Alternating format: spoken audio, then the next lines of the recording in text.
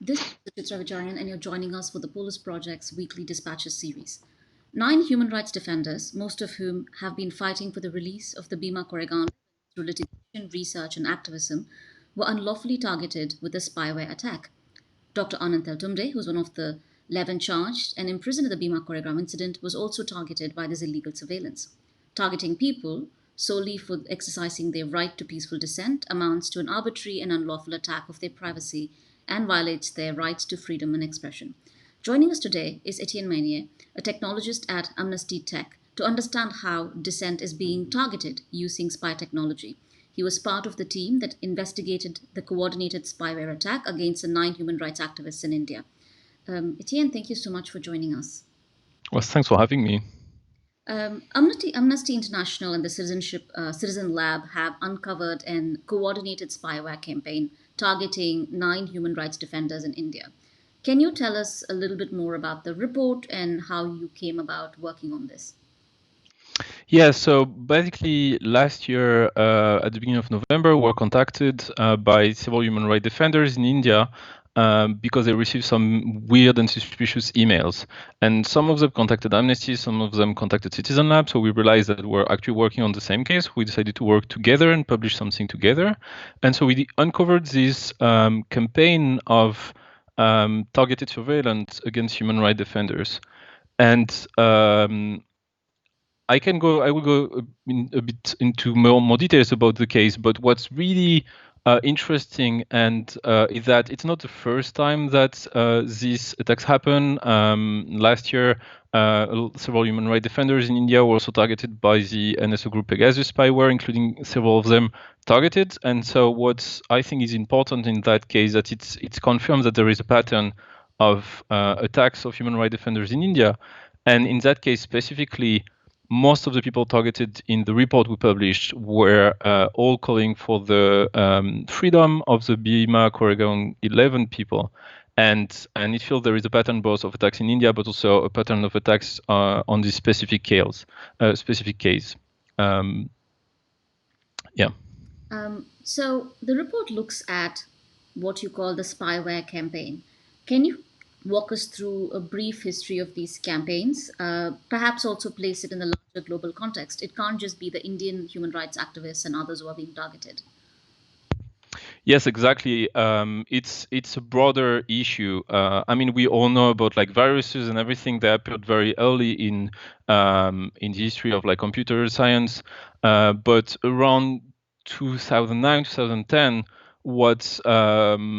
what happened is that more and more organizations starting to do targeted attacks specifically for surveillance, and this attack happens on the industry to do some steal commercial secrets and customer information, this kind of thing. But it's also starting to happen more and more, targeting human rights defenders in a lot of places in the world. A good example of that, for instance, there have been a lot of reporting about targeted attacks against the Tibetan community in exile in India. These cases have been like very documented, but over the years we discover more and more attacks like this targeting human rights defenders. And it really is a critical issue because if you look at like the industry has developed new tools and there is funding and budgets and new companies and new product to protect against these new attacks. But in the case of attacks against human rights defenders, we're talking about people who are already often in very hard situation with like fighting for like human rights in very perilous situation.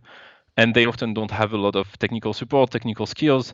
And these attacks are happening as another layer of surveillance of threats against them. And so there's also organizations like Amnesty, Citizen Lab, and others trying to investigate more what's happening and try to change that.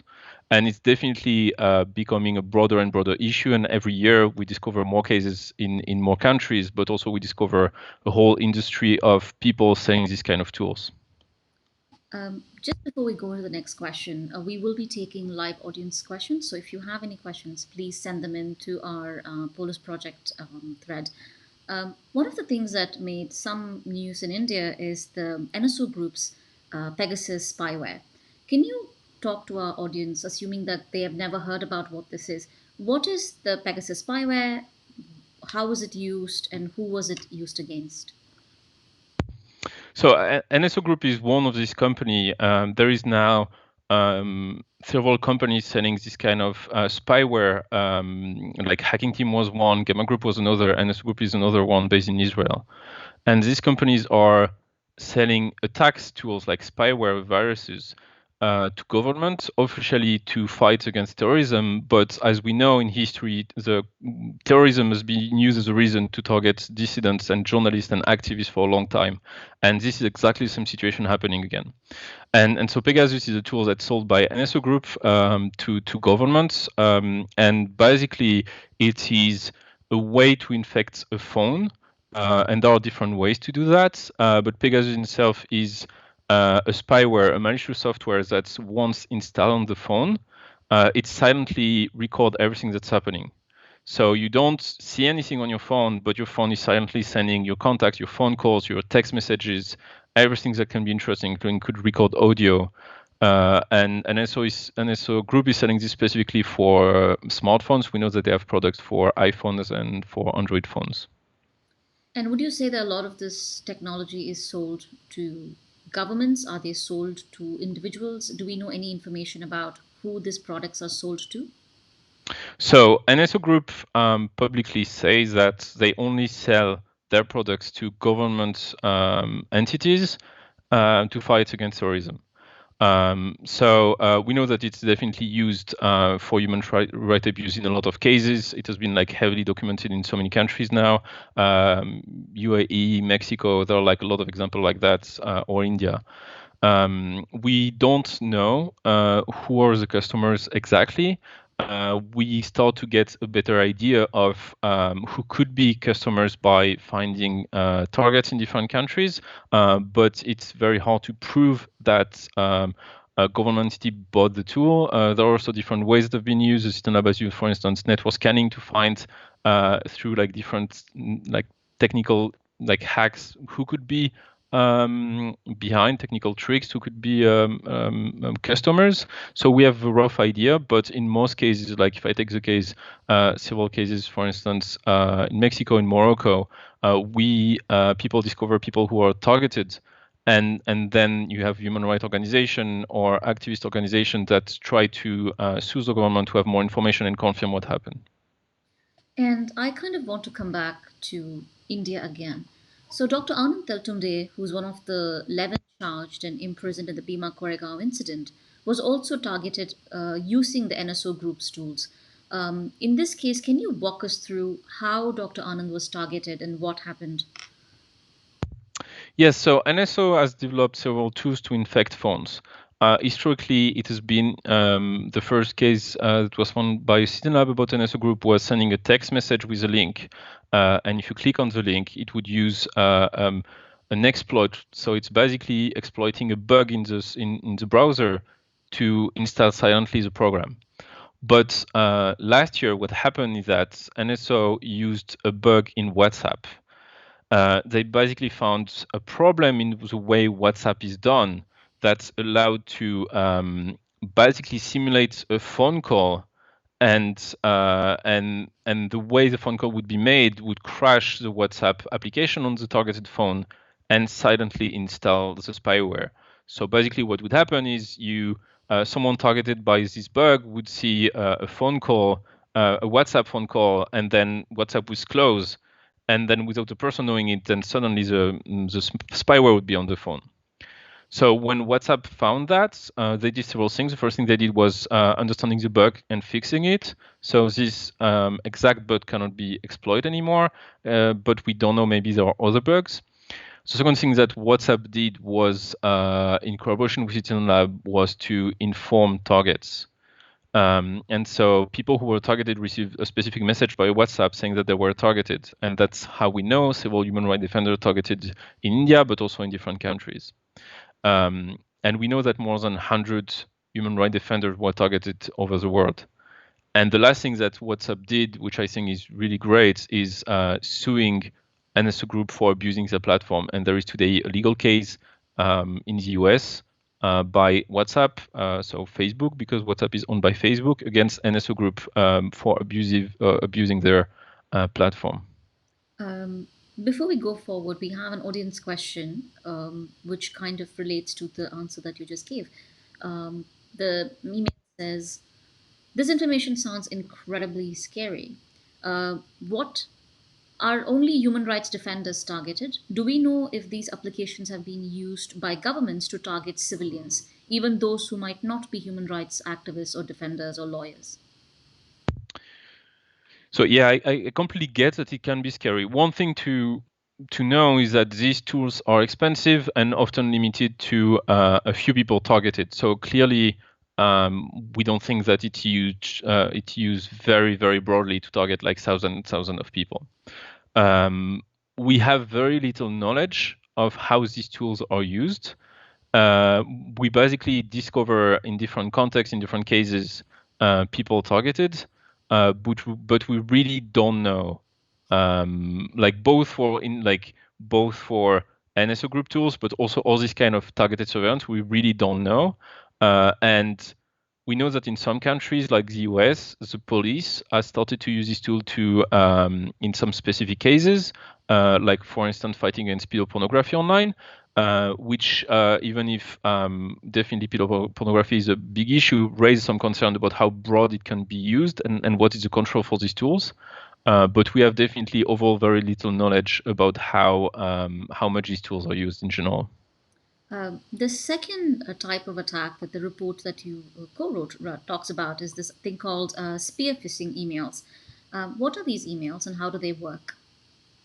So a spear phishing email is basically you receive an email and this email says, "Oh, I'm sharing with you a document," or "Here is something you need to see," and it will share with you a file for most of the time your computer. It can be for a smartphone, it's very rare. Most of the time it would be for a computer. So in that case, the people targeted receive a message saying, "Oh, here is an interesting document you have to read."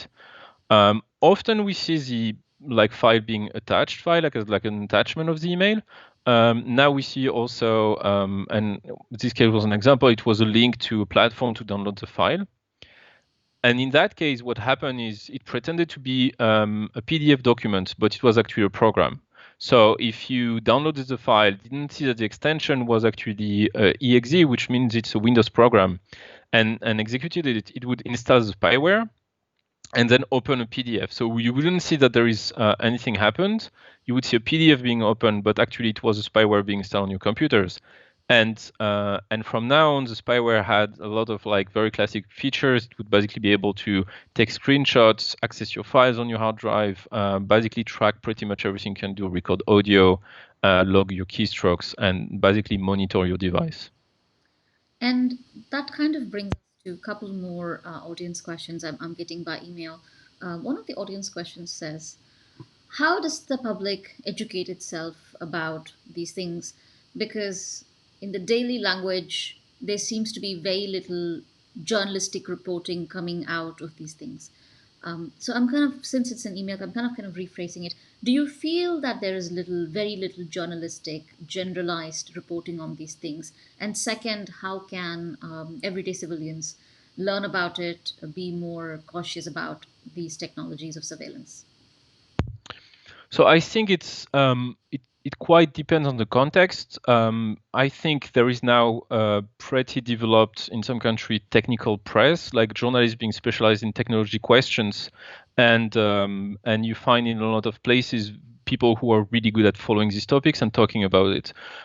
It does not reach out very often to general press and because some questions are very specific, it can be quite technical. But I think we hear about them more and more, and definitely like the Pegasus case last year, I guess in India, made a lot of noise, and we hear more and more discussions about the issue that there is behind, and I think it's a good thing. But I completely understand how it can be hard to grasp because there are a lot of specific technical notions to get. And about how to be protected against that, there are more and more guides or platforms available to understand this kind of threat and what you can do. It depends on your country and your language. I'm going to mention only two that are pretty famous. There is one platform called Surveillance Self-Defense, developed by EFF in the US.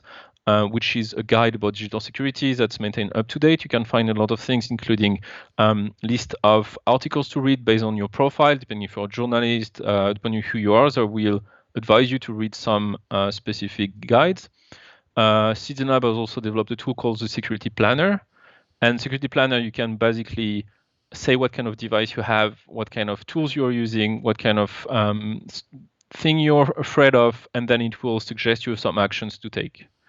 So as usual, I think the one thing to say is like you can never have like perfect security, but you can always take some small steps to increase your securities that actually change things a lot.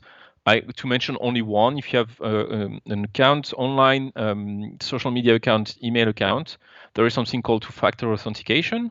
Two-factor authentication is you add something to your password to log in. For instance, a text message with a code sent to your phone number. And so every time you log in on Facebook, you have to put your password and this code you receive by text message. If you do that on your account, it's not adding a lot of work for you because you have to do it every once a month often, and it really increases security. So I think yes, it can be complex, but there are some small steps you can do that really increase your security. We have another email question from Sri Lanka. This is from a lawyer who says, I'm a young lawyer starting my work in Sri Lanka. As you know, Sri Lanka has been living in the shadow of the war and militarization. How can a young lawyer starting out my career pay attention to security, my security, and the security of my clients? So I think for people who are doing at-risk work like journalists, activists, human rights defenders, lawyers, definitely there are a lot of resources you can use to I mentioned. I think the best thing is to find an organization that can support you, both an organization that is good at technology, but also an organization that understands the context you are in. Because depending on who you are and what are the threats you face, you can have very different answers to what to do.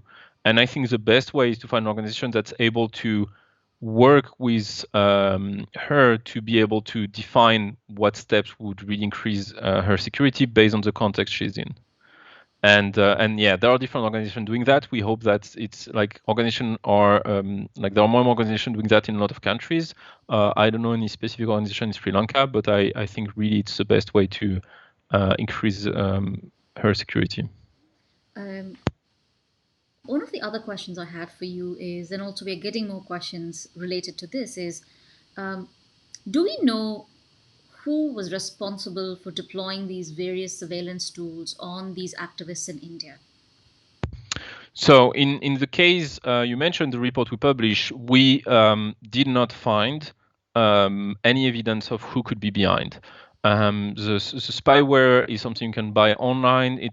We didn't find any technical evidence.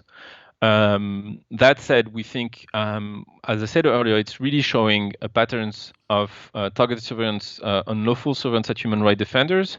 So one thing we're asking is the Indian authorities to investigate and lead transparent investigations to discover who was behind and also take some measure because the Indian government has a responsibility of protecting the freedom of speech of human rights defenders. So we're calling the Indian authorities to do that, to clarify who is responsible for these attacks.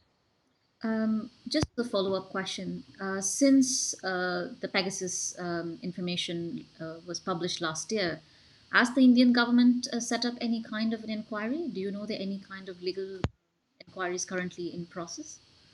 So I am not fully sure about everything that has done. I don't think any investigation has been launched by the Indian government officially, and but you should definitely ask someone who has a better knowledge of India, and I think there are some people who can definitely bring you more context about that. As we come to the end of this dispatches conversation, uh, are there, I know we discussed this and you've already listed out a lot of concerns around how to protect oneself. Um, can you again, perhaps for those of our audiences who've joined us later, perhaps lay out a list of best practices that one can do to educate themselves, but also protect themselves, especially when they're doing this kind of very dangerous work? So there are definitely a lot of best practices that everyone can take to speak about specifically this kind of phishing emails. There is one thing clearly is like being mindful that email can be tricky and getting used to look for weird things in email.